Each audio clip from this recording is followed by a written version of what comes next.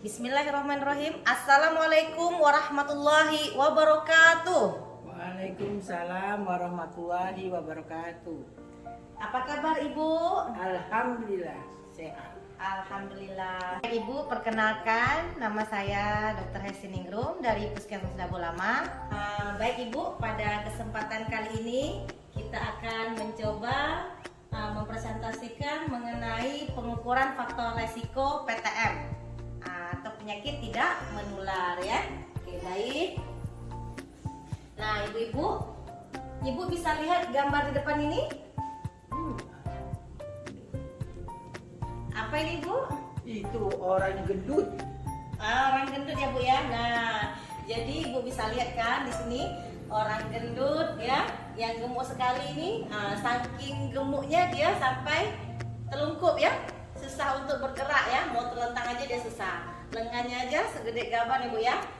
Di satu slide lagi di sini kelihatan anak-anak ya. Wah, ini masih anak-anak ya, remaja tanggung. Tapi dia punya betis dan paha udah besar kayak gitu, dan lingkar perutnya ini ya Allah, mudah-mudahan ini ya sehat selalu lah. Tapi yang seperti ini Bu ya, orang gemuk seperti ini yang kita namakan dengan obesitas, kegemukan seperti ini merupakan salah satu faktor risiko untuk penyakit tidak menular. Kayak gini sehat tak Bu? Tapi berlebihan. Nah, jadi kalau kayak gini, obesitas ini Bu, ini ciri-ciri salah satu tanda dari faktor risiko dari penyakit tidak menular ya. Oke, kita lanjut ya Bu ya. Nah, jadi untuk mendeteksi dini dari obesitas kegemukan tadi, untuk pengukuran faktor risiko penyakit tidak menular, kita salah satunya dengan mengukur berat badan ya Bu ya. Jadi untuk mengukur berat badan ya, tujuan dari pelatihan ini adalah agar peserta mampu untuk melakukan pengukuran berat badan. Nah, ibu-ibu, di sini dalam pengukuran berat badan bisa dilakukan dengan timbangan ya, baik timbangan digital maupun timbangan yang manual, ibu-ibu ya. Jadi timbangan digital di sini ya, yang penting, dan timbangan manual itu harus dikalibrasi terlebih dahulu. Yang pertama, yang kedua, sewaktu pengukuran harus di lantai yang keras ya, di lantai yang keras dan rata. Tidak boleh di tempat yang bergelombang atau mungkin di tanah atau di batu yang bergelombang, itu tidak boleh. Nah, yang ketiga harus diposisikan dulu di angka 0 ya, diposisikan dulu di angka 0. Dan yang terakhir nanti mata pengukur harus tegak lurus ke skala. Nah ya. Oke, kita lanjutkan di sini cara pengukurannya. Nanti klien berdiri tegak Bu ya, dengan memakai pakaian seminimal mungkin ya. Tidak membawa beban, handphone, kemudian dilepas jaketnya seperti itu ya, dan tanpa alas kaki. Nah, kemudian nanti dilakukan pembacaan hasil dengan mata kadernya mengukur tegak lurus di atas jarum penunjuk angka timbang. Baik Bu, sekarang kita coba dulu untuk mengukur ya. Kita praktekkan demonstrasi.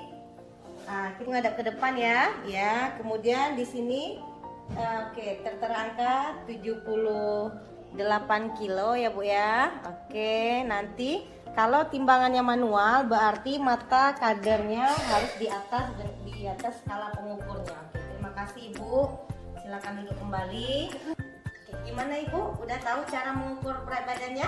Sudah tahu. Alhamdulillah. Nanti Ibu begitu mendata ke masyarakat, nanti Ibu seperti itu ya Bu ya. Oke, baik, terima kasih Ibu. Ada pertanyaan Ibu? Tak ada. Baik, terima kasih, mudah-mudahan mengerti, semoga bermanfaat apa yang disampaikan. Terlebih dan terkurangnya saya mohon maaf. Wabillahi taufiq wal hidayah. Wassalamualaikum warahmatullahi wabarakatuh. Assalamualaikum warahmatullahi wabarakatuh. Waalaikumsalam warahmatullahi wabarakatuh. Baiklah, saya ucapkan terima kasih kepada ibu-ibu kader yang telah menyempatkan diri untuk hadir di pertemuan kita kali ini. Pada kali ini kita akan sedikit belajar tentang pengecekan gula darah, di mana biasanya memang setiap bulan telah kita lakukan di pos minggu ya Bu ya. Kita harus tahu dulu pengertian gula darah itu adalah gula yang terkandung di dalam darah. di mana gula ini adalah sumber dari energi ya bagi tubuh. Tetapi kalau berlebih juga tidak bagus bagi tubuh. Yang dimaksud dengan gula berlebih itu atau yang sering kita sebut dengan penyakit diabetes itu kalau kadar gula dalam darah itu yang di atas 200 mg per dl Bu ya. Itu kalau untuk gula darah sewaktu. Kalau yang gula darah puasa normalnya di kisaran 126. Ada juga yang pre diabetes itu kisaran 140 sampai 199. Kalau di gula darah kita pengecekan di gula darah puasanya 100 sampai 125. Yang normal itu untuk gula darah sewaktu di bawah 100 dan gula darah puasa juga di bawah 100. Baiklah, kita langsung saja untuk mencoba mengecekkan gula darah ya Bu. Di sini yang utamanya harus ada alat ya Bu ya. Kalau nggak ada alat nggak bisa ngecek. Nanti kita yang ini kita kebetulan pakai Nesco. Tuh alatnya sendiri ini disebut dengan glukometer. Ini ada auto kliknya. Ini ada lagi jarumnya. Kalau nama itunya Lancet ya. Ada alkohol 70% nya.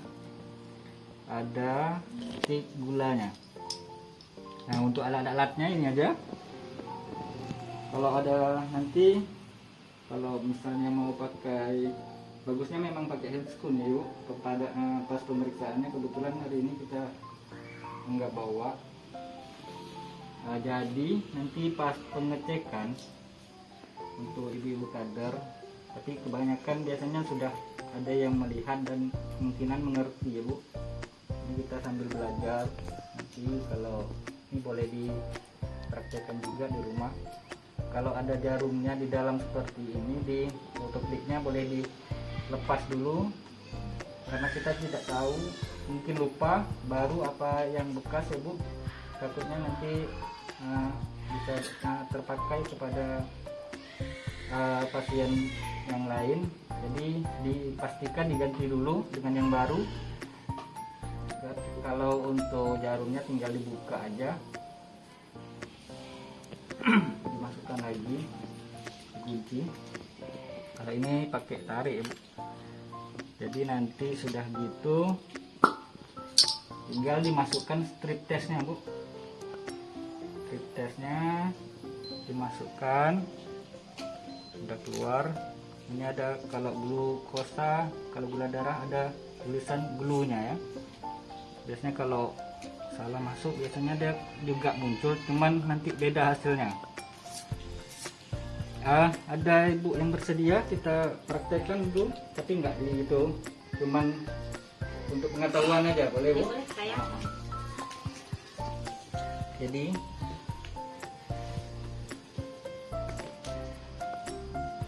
nanti sebelum kita ngecek ini dibersihkan dulu. Ada pilihannya, ada boleh jari telunjuk, jari tengah atau jari manis. Kita pakai jari manis, dibersihkan dulu dengan 1 kali usap. Posisinya tegak lurus tegak lurus, cepat dan dalam ya Bu. Kedalamannya biasanya berapa Pak? Dalamnya ini kan ada ukurannya. Biasanya kalau untuk ibu-ibu biasanya pakai 3 atau 2 boleh, karena biasanya kan kulitnya nggak terlalu tebal. Kalau bapak-bapak biasanya memang banyak pekerjaan, biasanya 4 atau 5 kita pakai. Takutnya nanti kalau kita pakai yang 2 atau 3 nggak tembus, nanti cuman bagian luarnya nanti kita terpaksa harus ambil ulang. Jadi 2 kali penusukan, jadi kasihan juga sama pasiennya ya. Nah, jadi gitu, terus tegak lurus. Saat sudah ditusuk, darah yang pertama kali keluar kita usap dulu. Nah, Jadi pas nanti sudah diusap, dipencet lagi, baru kita ambil pas di sini ya Bu, ada tanda darahnya. Baru kita masukkan sampai penuh. Nanti kalau sudah penuh nanti berbunyi, baru nanti ditunggu hasilnya sekitar 10 detik sampai 15 detik, biasanya udah keluar hasilnya. Untuk hasilnya yang tadi, kalau gula darah tidak puasa itu normalnya di bawah 200 ya Bu. Jadi nanti selesai ini, saya harapkan kita di Posbindu bisa tidak tergantung sama petugas lagi, bisa kita kerjakan mandiri untuk ajarnya. Nanti juga boleh dicoba, ada alatnya langsung sekalian, nggak perlu ditusuk juga. Tapi kalau mau langsung ngecek boleh juga di sini. Mungkin nanti kita langsung aja prakteknya. Untuk sekarang saya tutup dulu, mudah-mudahan nanti ke depan kita bisa lebih baik dalam melayani masyarakat, khususnya di Posbindu ya Bu ya, Posbindu PTM kita. Baiklah, terima kasih saya ucapkan. Assalamualaikum warahmatullahi wabarakatuh. Bapak Ibu, assalamualaikum warahmatullahi wabarakatuh. Jadi pertemuan kita pada kali ini kita akan membahas tentang PTM. PTM ini pasti Bapak Ibu sudah tahu ya Bu, Bapak. PTM adalah penyakit tidak menular. Nah, penyakit tidak menular ini dapat kita cegah dengan ini tadi, yaitu cerdik. Nah, salah satu poin yang akan kita bahas pada kali ini yaitu aktivitas fisik. Ini ya Bapak Ibu, ini ada poster.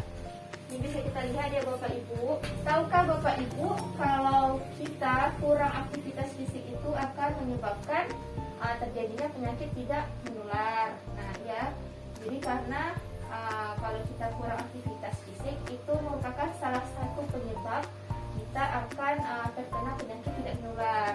Nah di sini Bapak Ibu, untuk khusus di Indonesia itu terdapat 3 besar penyakit tidak menular ya Bapak Ibu. Yang pertama itu yaitu, ini bisa kita lihat gambarnya. Yang pertama yaitu hipertensi. Hipertensi atau biasa yang kita kenal yaitu darah tinggi, tekanan darah tinggi. Penyakit tidak menular nomor 2 di Indonesia yaitu diabetes atau yang biasa kita kenal sakit gula ya Bu, Bapak. Nah yang ketiga yaitu jantung koroner. Nah, ini adalah 3 besar penyakit tidak menular yang ada di Indonesia. Nah, inilah yang kita harus tekankan agar tidak ada lagi kenaikan penyakit tidak menular di Indonesia. Nah, ini adalah beberapa manfaat dari aktivitas fisik yang kita lakukan sehari-hari. Yang pertama, dapat mengendalikan berat badan. Nah, yang kedua yaitu mengendalikan tekanan darah. Nah, yang ketiga yaitu menurunkan risiko kropos tulang. Nah, kropos tulang atau osteoporosis bahasa medisnya. Yang keempat yaitu mencegah diabetes mellitus atau sakit gula tadi. Nah, yang kelima mengendalikan kadar kolesterol. Yang keenam, meningkatkan daya tahan dan sistem kekebalan tubuh. Nah, selanjutnya itu manfaat aktivitas ini yaitu memperbaiki kelenturan sendi dan kekuatan otot. Nah, yang kelima yaitu memperbaiki postur tubuh. Nah, memperbaiki postur tubuh kita. Yang terakhir yaitu mengendalikan stres. Ya Bapak Ibu. Nah, jenis-jenis aktivitas fisik ini ada beberapa macam Bapak Ibu, yaitu aktivitas fisik harian. Nah, aktivitas fisik harian ini pasti Bapak Ibu di rumah sering melakukan sehari-hari di rumah. Nah, seperti mencuci piring, mengepel, berkebun, jalan kaki. Nah, kalau ibu-ibu mungkin ke pasar, membawa belanjaannya ke pasar. Nah, itu merupakan salah satu aktivitas fisik ibu-ibu. Aktivitas fisik ya Ibu Bapak. Nah, itu. Nah, ini juga ada jenis aktivitas fisik yaitu latihan fisik. Nah, latihan fisik ini bisa berupa seperti kita maraton, jogging, nah, kita berlari. Nah, itu merupakan aktivitas latihan fisik. Nah, aktivitas latihan fisik ini akan membuat tubuh lebih sehat, bugar, yang bermanfaat dalam mencegah dan mengendalikan penyakit tidak menular tadi. Nah, direkomendasikan untuk latihan fisik ini biasanya kita lakukan 30 sampai 60 menit dalam sehari atau 3 sampai 5 kali dalam seminggu.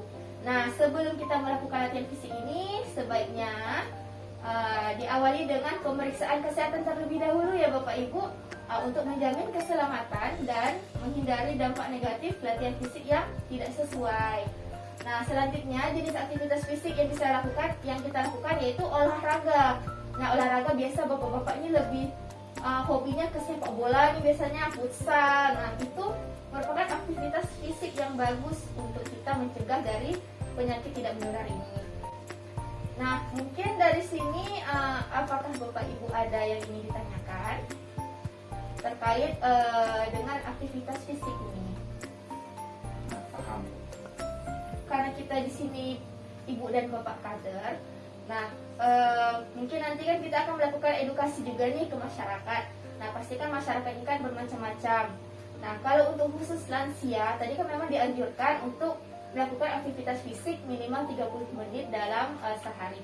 Nah, tapi kalau untuk lansia tadi itu dianjurkan tidak melebihi dari 30 menit tadi, karena memang faktor umur, faktor usia mereka gitu.